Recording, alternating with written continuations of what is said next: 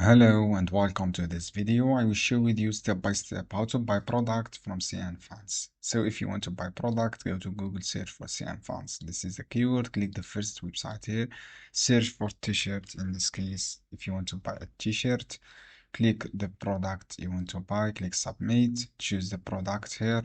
From the product, choose the color, choose the size. For example, this is the size, choose the quantity, and then click add to cart. After choosing all details, choose add to cart. I want to complete with my email address, as you can see here. After logging your account, you will be redirected to checkout page. After redirected to checkout page, just wait from here. You will see this checkout page. As you can see here, click add to cart, choose the size, the color, available color, and then click add to cart. As you can see here, go to your checkout page and then click submit your order. As you can see here, select your order and then click submit.